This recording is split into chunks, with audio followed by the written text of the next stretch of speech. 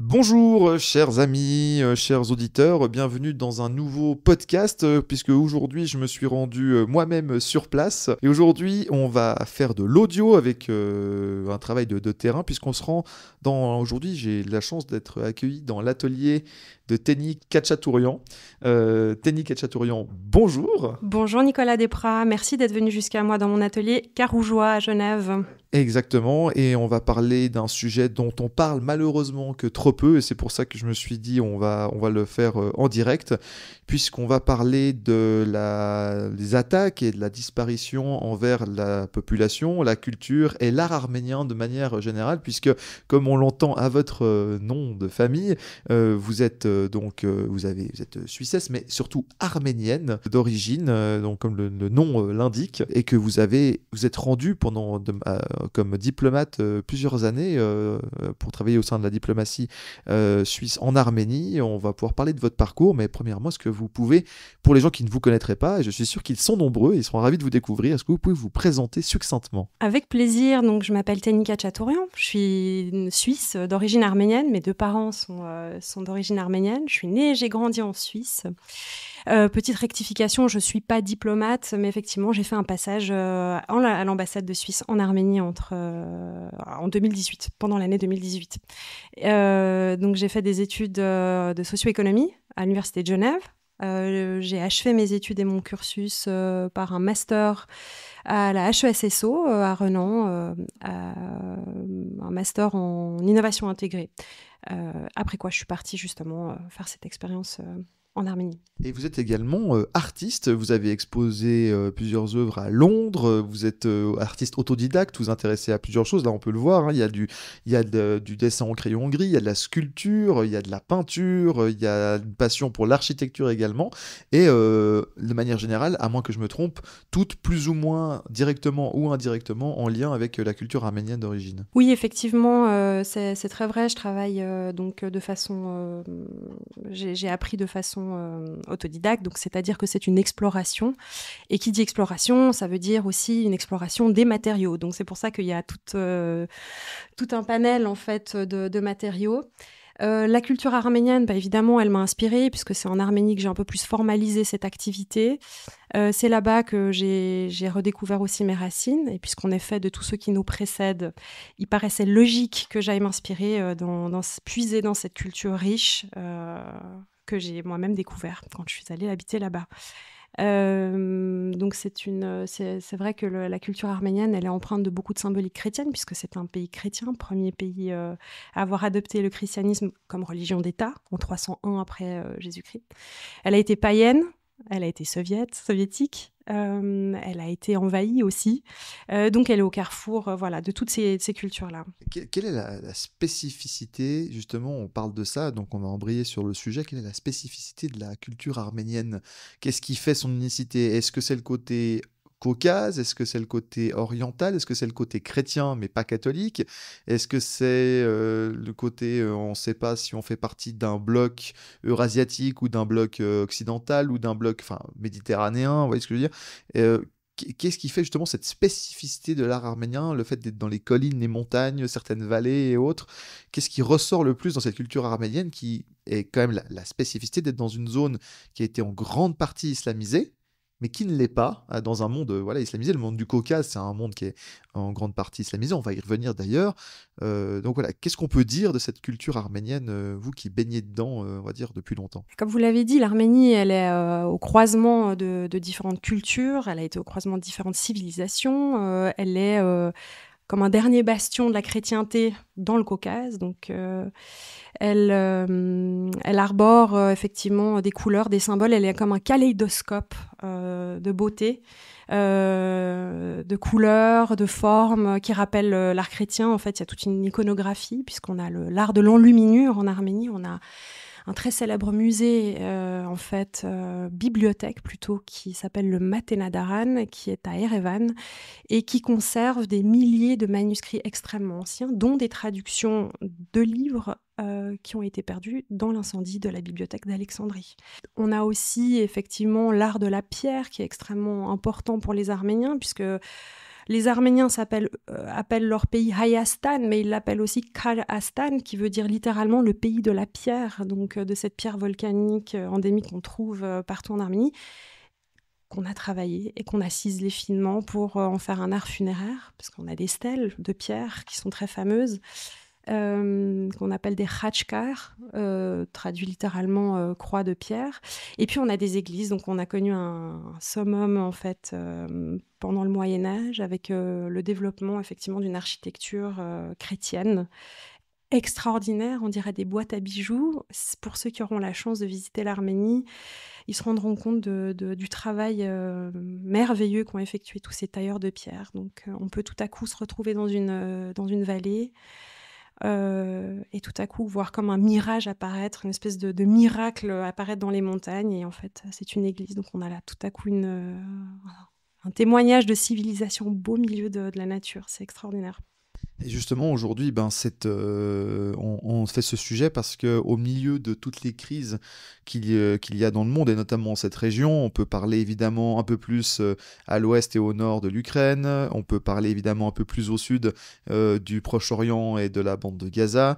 Au milieu de tout ça, on a vu ces dernières années, de nouveau, malheureusement c'est un peu une redite de l'histoire, mais une agression justement contre ce peuple arménien, ce peuple si unique, et qui justement avec les affaires du Haut-Karabakh, avec les guerres qui a pu y avoir, avec justement une agression répétée et des conflits avec les voisins azéris, turcs et autres, et notamment, on va pouvoir en parler maintenant, des attaques contre des monuments et des éléments classés ou de l'art, des bâtiments atypiquement arméniens qui ont été soit détruits, soit volés, confisqués, etc. Est-ce que vous pouvez parler un petit peu de cette situation qu'il avait vue non seulement sur place, mais qu'on avait entendu parler et qui avait essayé d'alerter les autorités là-dessus? Absolument, c'est vrai que la diaspora à cet égard a joué un rôle assez important puisqu'elle a porté la voix des Arméniens qui constataient en fait dans ce conflit qui nous a opposés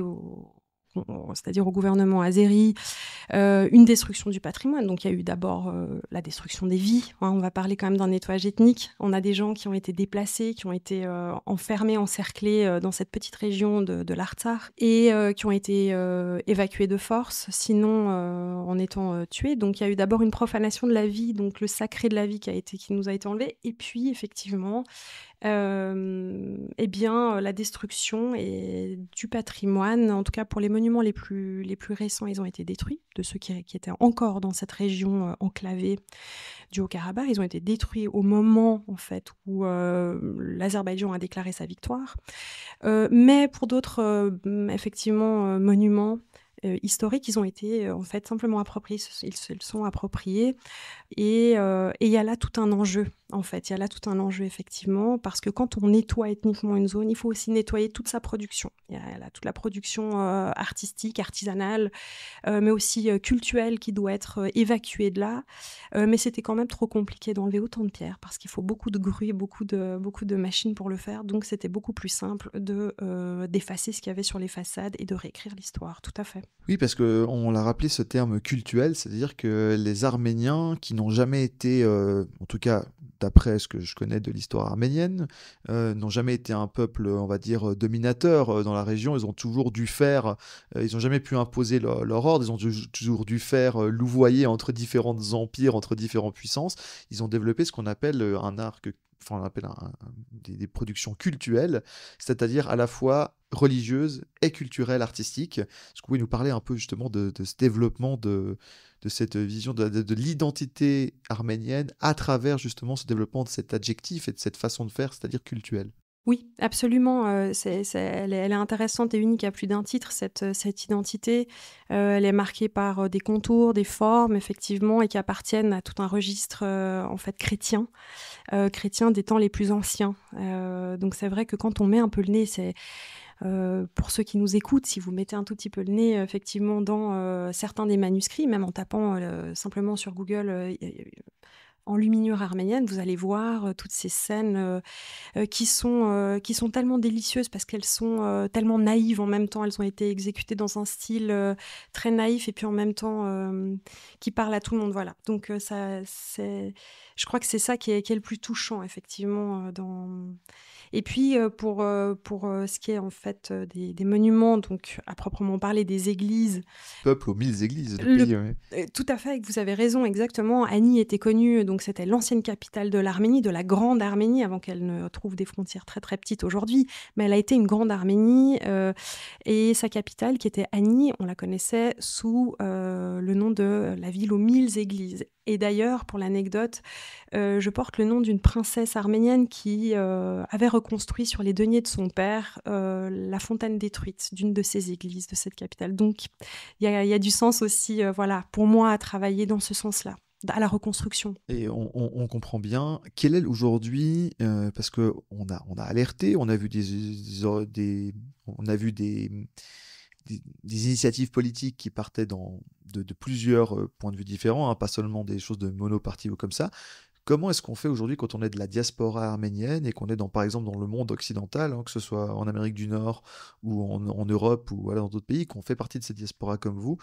Comment est-ce qu'on fait aujourd'hui pour alerter, sachant qu'on n'est pas sur le terrain pour combattre ça, mais comment est-ce qu'on fait pour alerter et surtout quels sont les points de blocage? Qu'est-ce qui fait que cette, ce- ce- ces problématiques ne sont pas entendues? La réelle politique, mon cher, la réelle politique, parce qu'évidemment, il y a des enjeux derrière les relations avec l'Azerbaïdjan, avec le reste du monde, et d'ailleurs avec l'Europe aussi, hein, qui lui a acheté notamment du gaz, donc effectivement pour contourner les sanctions à Le gaz de la l'encontre. mer Caspienne qui passe par Bakou en Azerbaïdjan. Tout Ouais. à fait, exactement, pour contourner en fait les sanctions à l'encontre de la Russie. Donc effectivement, c'est un allié dont l'Europe a décidé de ne pas se passer. Donc c'est extrêmement difficile de lutter là contre.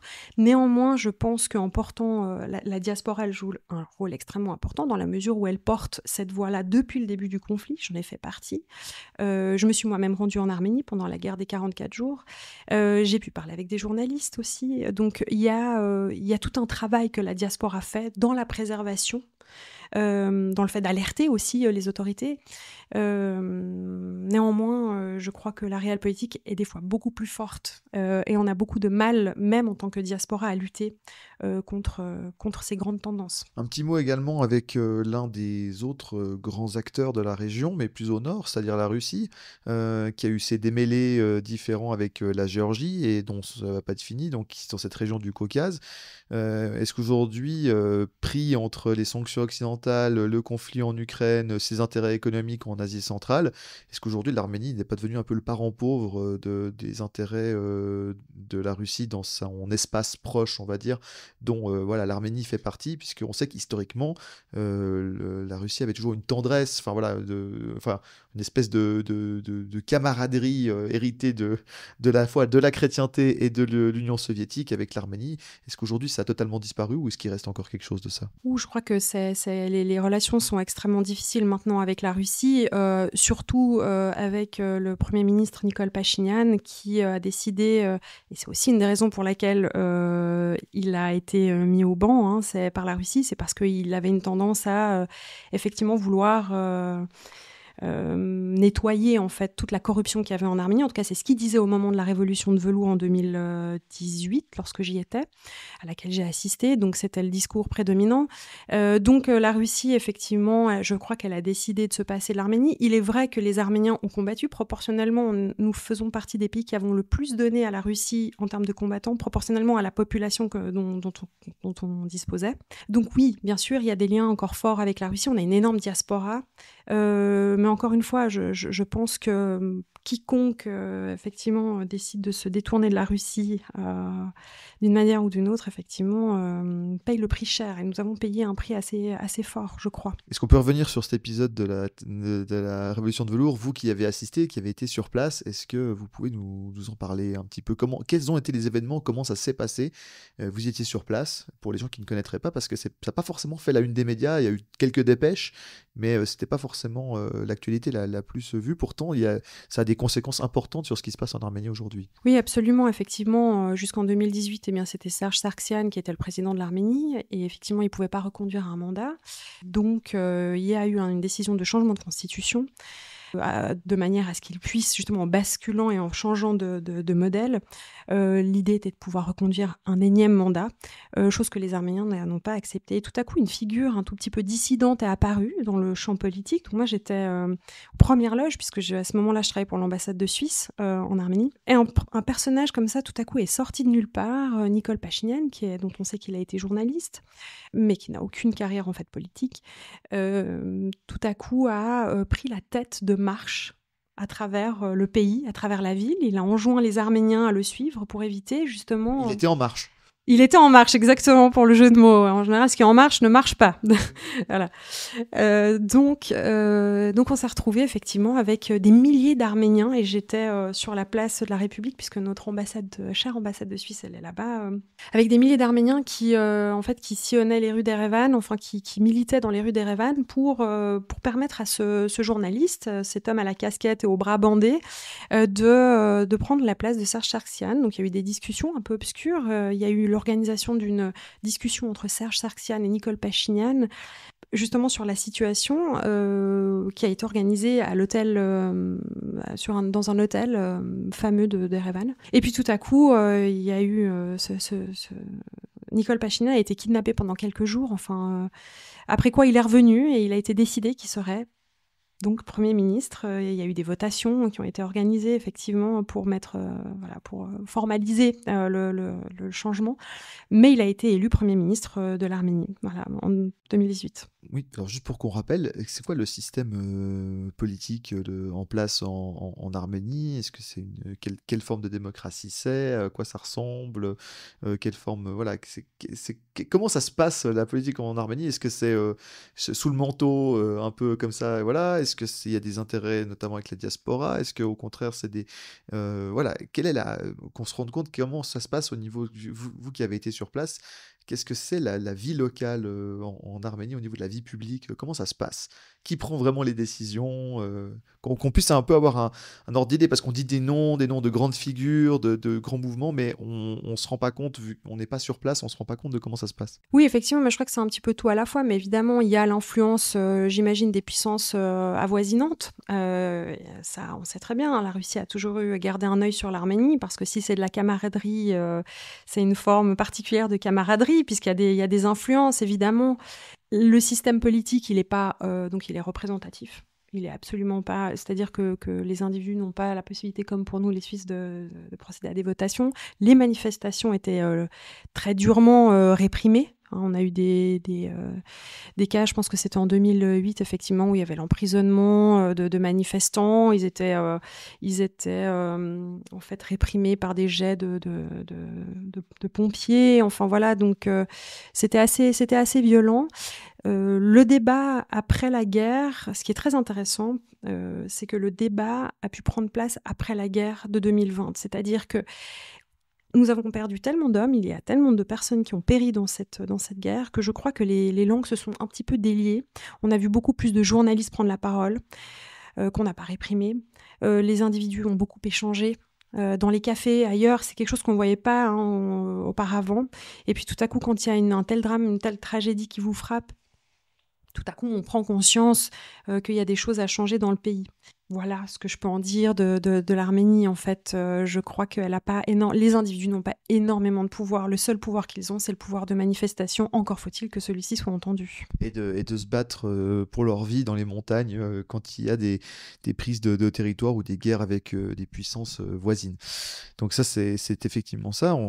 Ce qui nous amène à une question suivante dans cet entretien, c'est que comment est-ce qu'aujourd'hui, parce qu'il semble très peu probable que l'Occident, la Russie ou n'importe quelle autre puissance vienne au secours de l'Arménie dans ce conflit, comment est-ce que non seulement on peut se battre, mais en plus comment est-ce qu'on préserve aujourd'hui la culture et l'identité arménienne, alors qu'elle est à la fois très diasporique, on l'a vu, mais également qu'elle est menacée sur son propre sol? Comment est-ce qu'on fait pour quand même préserver les trésors d'une civilisation qui a 2000 ans? Bon, dans la préservation, c'est vrai que les gens ont emporté ce qu'ils pouvaient et puis ils sont partis de ces territoires. On a beaucoup de documents, on a beaucoup documenté en fait l'Arménie de l'Artsakh. Donc on a beaucoup de photos, Dieu merci, on a ce qui nous reste en réalité puisqu'on ne peut pas emporter la pierre. On parle de choses quand même immobiles, donc qu'on ne peut pas transporter. Mais je crois que l'enseignement qu'on a tiré après la guerre, c'est effectivement qu'il y avait un impératif de sécuriser les frontières d'abord. Parce qu'avant de sécuriser un patrimoine, il faut sécuriser les frontières. Et pour sécuriser les frontières, il fallait une Arménie forte. Il fallait une Arménie armée, il fallait une Arménie non corrompue, forte économiquement, qui devienne un allié intéressant pour les pays limitrophes aussi. Il faut se rendre indispensable économiquement. C'est-à-dire on gagne la paix quand on est capable de faire la guerre économique. C'est ça, en fait, tout le nerf de la guerre. Et c'est-à-dire, c'est le virage qu'elle a manqué. Je crois que c'est l'enseignement principal que les Arméniens tirent. Pour quelle raison elle l'a manqué, ce virage? Parce qu'on a vu des autres, justement, des autres peuples, des autres petites puissances enclavées, certaines réussir à s'en sortir plus ou moins, d'autres, au contraire, à finir par être diluées autres. On sait que ces espaces, le Caucase, l'Asie centrale, le Proche-Orient, bien entendu, sont très particuliers au vu du nombre de communautés, le nombre de religions, le nombre de peuples différents présents. Pourquoi est-ce qu'elle l'a raté? Qu'est-ce qui aurait pu faire qu'elle ne l'aurait pas raté? J'imagine qu'il y a beaucoup d'éléments, hein. On ne vous demande pas une réponse concrète, mais des pistes, des idées. Je pense qu'à la sortie, à l'effondrement de l'Union soviétique, effectivement, on appelle ça les années noires et sombres, noires et froides de l'Arménie.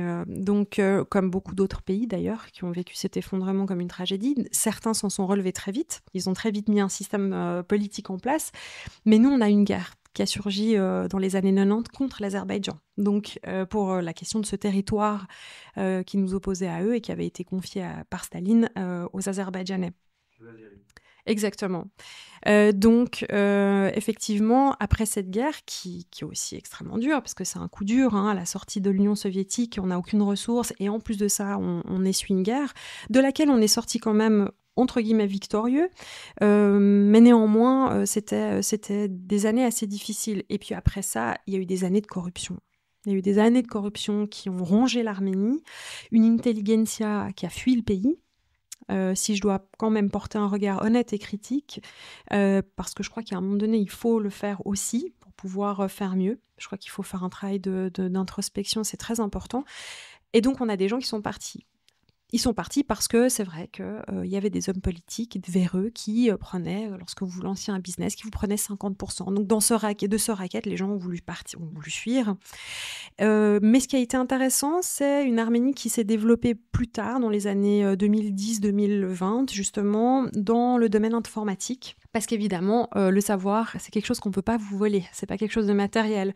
Une connexion Internet suffisait à certains malins et ils étaient capables d'en faire un business et de vivre leur vie sans qu'on les raquette. Donc ça a été un tournant pour l'Arménie qu'elle connaît là à peine maintenant, qu'elle développe et qu'elle s'efforce de développer avec l'avènement des nouvelles technologies, de l'intelligence artificielle et tout ça. Est-ce que l'Arménie, quelque part, et les Arméniens et les Arméniennes, c'est pas un exemple aujourd'hui d'une richesse d'un peuple qui se trouve dans sa diaspora et dans cette capacité à être mobile et à la fois préserver une identité arménienne tout en étant inscrite dans une autre culture ou civilisation, on va dire, dominante ou majeure. Et qu'est-ce qu'on peut dire aujourd'hui de vous qui en faites partie, en partie, voilà.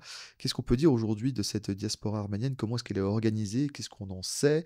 Et quels sont ses atouts? Parce qu'ils ont cet aspect double identité, à la fois d'être très utile dans plein de pays dans lesquels ils sont, mais en même temps de garder au fond cette identité arménienne qui font ce qu'ils sont, quoi. Oui, alors la diaspora, c'est très ambivalent. Je reporte un regard un peu double sur la question de la diaspora. Effectivement, elle est issue d'un exil. Je veux dire, sans exil, il n'y aurait pas eu de diaspora. Les Arméniens seraient restés chez eux.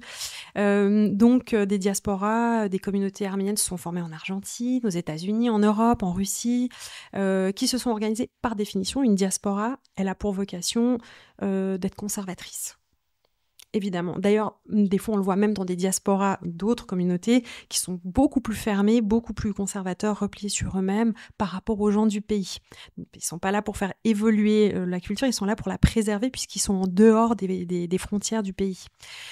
Donc effectivement, et ce qui est très intéressant avec les Arméniens, c'est que il y a quand même un risque, parce que malgré tout, même s'ils ont su préserver la langue, les traditions, je crois que les Arméniens, ils ont cette capacité d'intégration très forte. Donc mes parents, par exemple, m'ont pas beaucoup parlé l'arménien. Il y avait vraiment un désir de s'intégrer. Donc l'immatériel, l'oralité se perd un petit peu, je dirais quand même.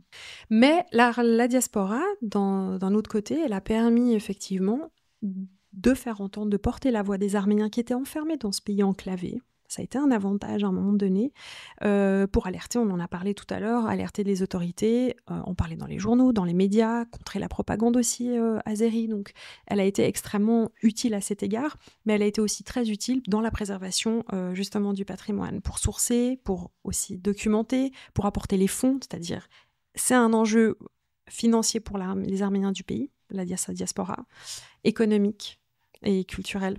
Oui, on le comprend très bien, d'autant plus que ici on est à Genève, donc ville internationale par essence, enfin par excellence. Est-ce que au sein des institutions internationales, la voix de l'Arménie ou la communauté arménienne est entendue, ou alors elle n'est absolument pas voix au chapitre parce que c'est pas une priorité? Donc est-ce que cette question elle est entendue aujourd'hui, vous qui avez essayé justement d'alerter, qui avez discuté avec des responsables politiques, des responsables internationaux, est-ce que c'est quelque chose de préoccupant, ou au contraire c'est un peu sous une pile de dossiers et puis on verra bien quand on aura l'occasion de la rouvrir? Bon, je crois qu'elle est restée sous une pile de dossiers, qu'on se le dise très clairement, hein. Je veux dire, c'est vrai que j'ai eu beaucoup de peine. Moi, quand j'étais ici en Suisse, j'avais l'impression de vivre sur une autre planète. Lorsque je suis revenue de cette guerre des 44 jours en Arménie, que je suis arrivée en Suisse, j'ai constaté quand même qu'on n'en parlait absolument pas dans les médias. Ça a été très douloureux, puisque je porte cette double identité. Pourquoi ça? On parle pas dans les médias. Mais parce ça n'est pas un enjeu. Ça n'est pas un enjeu. Encore une fois, je suis obligée de revenir à cette réelle politique et celui des ressources, que représentent les ressources, en fait. Donc, effectivement, on n'allait pas se mettre en bisbille avec l'Azerbaïdjan pour la pauvre petite Arménie, si belle et chrétienne soit-elle. Et je comprends bien, et donc du coup, c'était effectivement, je vous ai coupé, mais donc c'est sous une pile de dossiers. C'est resté sous une pile de dossiers, absolument. Je crois que certains médias en ont parlé.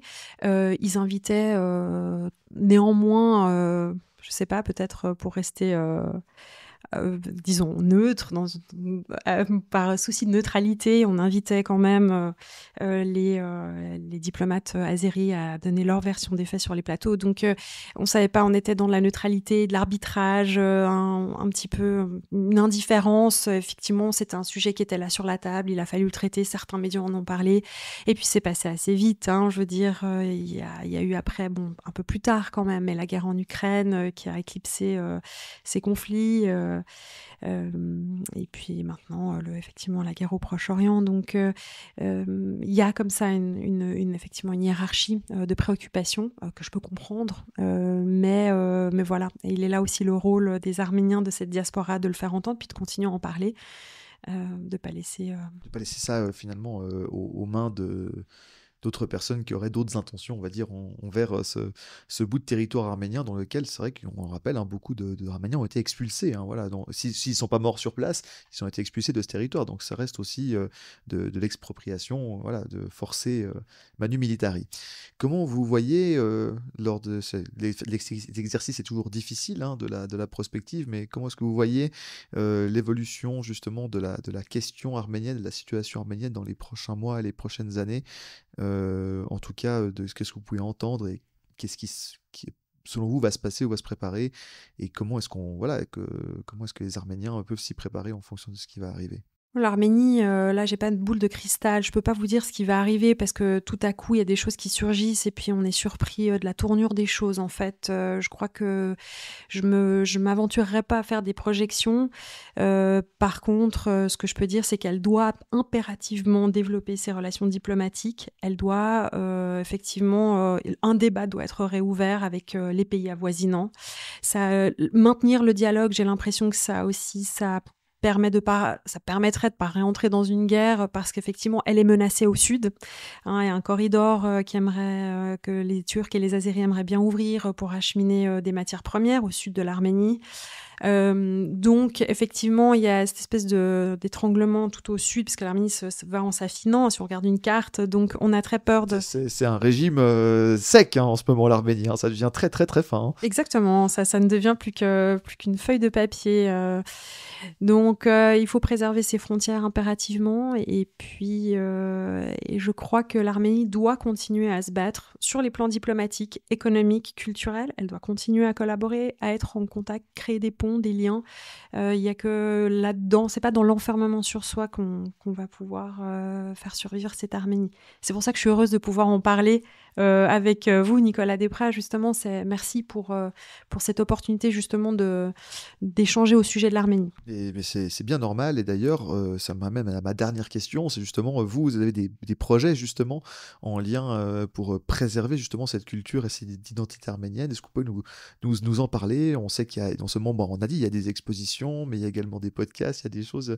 Est-ce que vous pouvez nous parler de ce que vous faites, vous, pour justement continuer à cette préservation culturelle arménienne? Oui, c'est vrai que si je m'envole un tout petit peu, je m'écarte un tout petit peu du volet purement politique, géopolitique, c'est vrai que moi, mon travail d'artiste, il me permet de métaboliser un tout petit peu les choses, de les faire un petit peu en paix, et de diffuser l'image d'une Arménie que j'aime et que je trouve tellement riche, en proposant effectivement des œuvres, donc des dessins, des sculptures. Mais j'ai aussi développé un podcast qui s'appelle Nova Republica, qu'on trouve sur YouTube, où je récite des poésies du XVIIIe siècle de Sayat Nova, d'un troubadour arménien, que je récite en français pour permettre aux francophones de faire un passage dans ce monde magnifique de la poésie arménienne. Donc ça, c'est à écouter sur YouTube. À côté de ça, j'ai pour projet, à horizon 2025 ou 2026, une exposition de broderie. Je brode à la technique du Lunéville, qui est une technique française de haute couture qui a été inventée dans la ville de Lunéville. Je brode des plans d'église. Donc c'est une manière pour moi de reconstituer des églises, les plans d'églises qui ont été détruites. Symboliquement, je pense qu'il y a là vraiment un travail de reconstitution, de rendre à cette Arménie un peu ce qu'on lui a pris. Je crois que c'est ce que j'ai trouvé comme mesure pour rétablir un tout petit peu tout ça. Donc j'espère beaucoup que cette exposition pourra voir le jour à horizon 2026. Eh ben, c'est tout ce qu'on vous souhaite. Et puis pour les gens qui sont intéressés par cette question, évidemment, les liens sont en description ou en insert de cette vidéo. Donc n'hésitez pas à faire un tour si cette question, si ces thématiques vous intéressent. Tenny Khatchatourian, merci beaucoup d'avoir répondu à nos questions. Et puis on se réjouit ou alors ou pas, hein, mais de suivre l'évolution de cette question qui est trop souvent mise sous le tapis. Merci Nicolas Desprats. À bientôt. Chers camarades, si tu veux plus de contenu, de réinformation, d'éducation populaire et de formation intellectuelle, n'hésite pas à faire un don sur notre page Tipeee.